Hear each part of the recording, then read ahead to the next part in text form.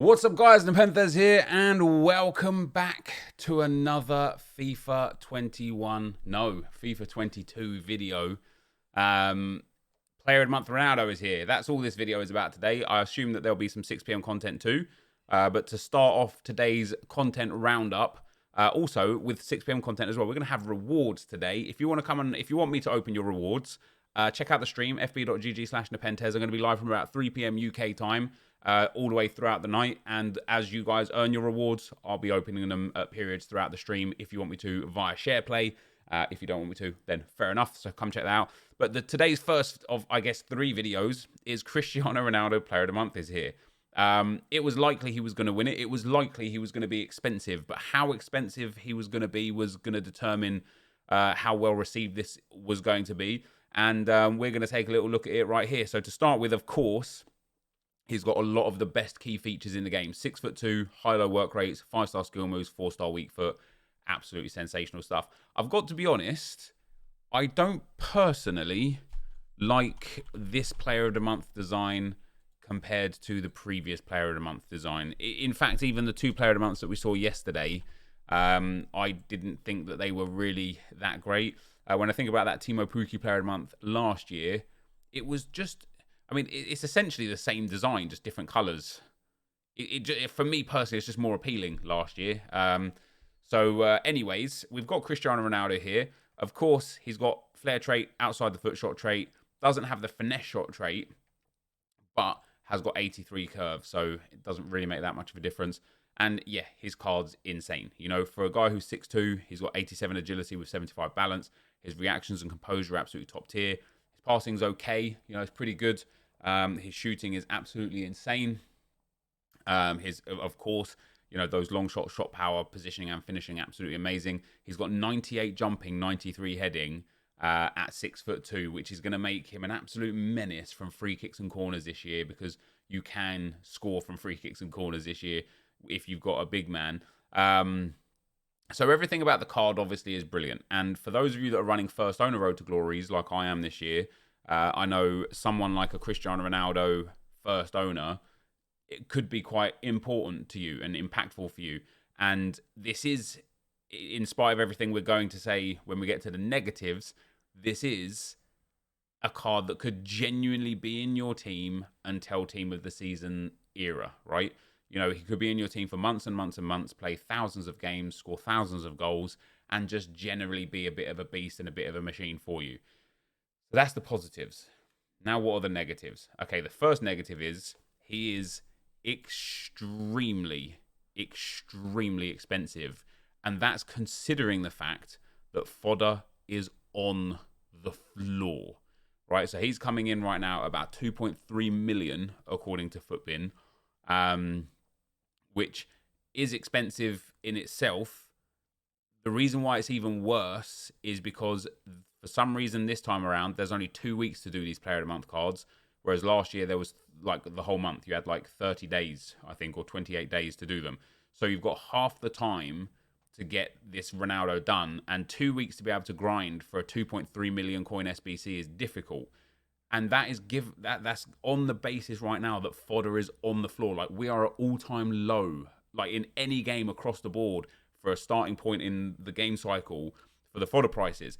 And so even if fodder doesn't like double, triple, quadruple, even if it rises 10, 15% over the next few days, that 2.2 million, 2.3 million rises 10, 15%, which is 400,000 coins.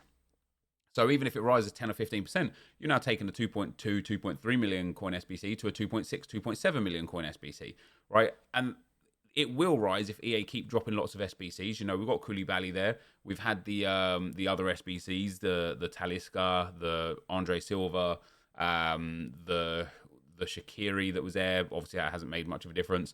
The other Player of the Month yesterday, the Gustil that was there. But yeah, Cristiano Ronaldo, he is expensive. 26 segments, right? It's 484s, 585s, 586s, 487s, 488s, and 489s.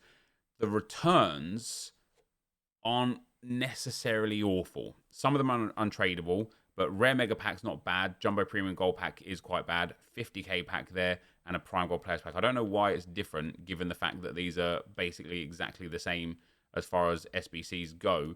Why they can give an 89 rated squad that gives a 45k back, and then an 89 rated squad that gives a 55k back doesn't make any sense. Then you get tradable mega pack, tradable rare electrum, tradable premium gold, tradable small rare gold, tradable premium gold, tradable small rare gold, tradable jumbo premium gold, tradable prime mix, tradable prime mix, tradable prime electrum, tradable jumbo premium, tradable prime mixed, premium mixed, twice small rare and small prime in there as well. Another small prime, another jumbo gold pack, a gold players pack, a prime premium electrum pack, gold players pack, jumbo gold pack.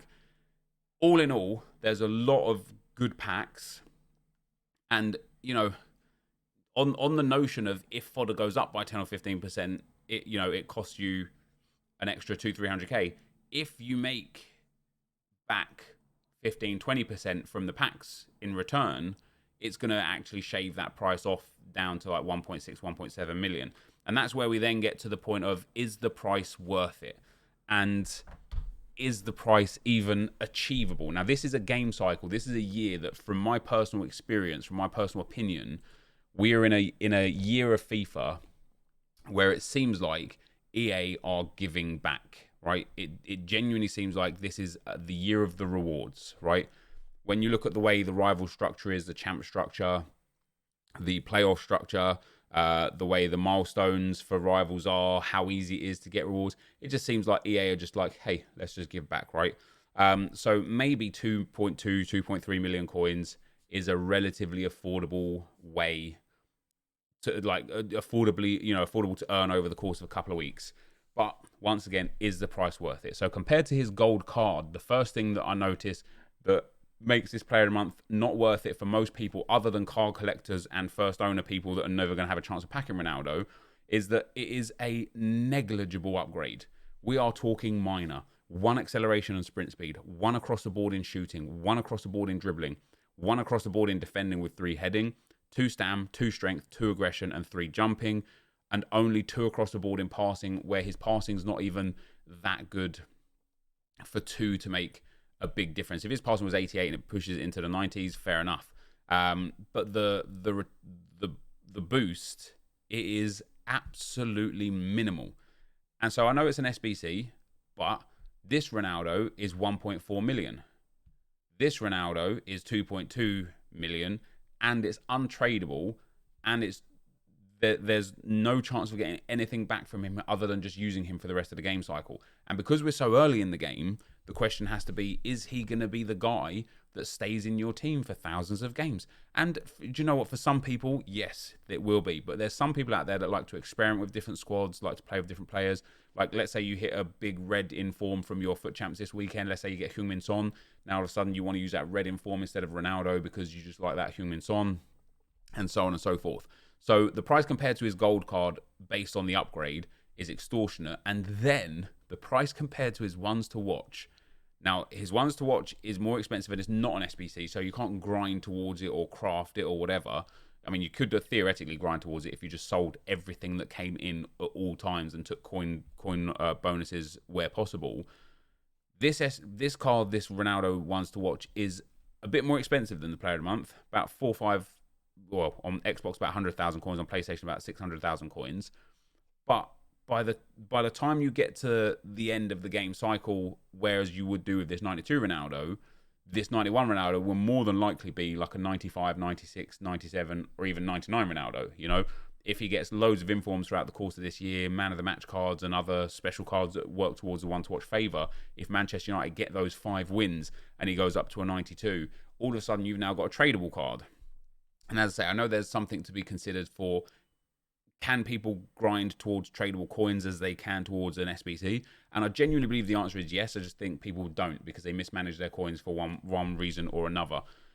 But I think, personally, this Ronaldo is way overpriced, especially given the fact that it's only there for 2 weeks.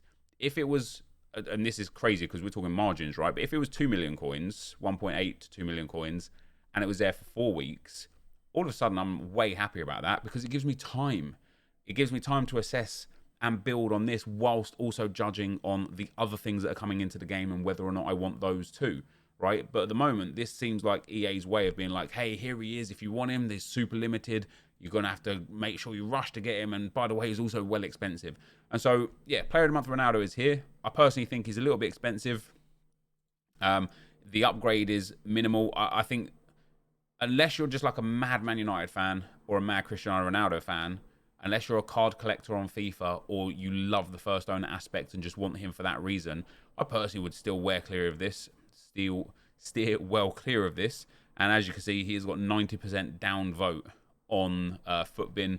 I think unanimously the community is under the impression that this Cristiano Ronaldo is a bit too expensive. But that, guys, is going to be the end of the video for now. I'll be back later. Thank you guys for watching, and I'll see you next time. I'm out. Peace.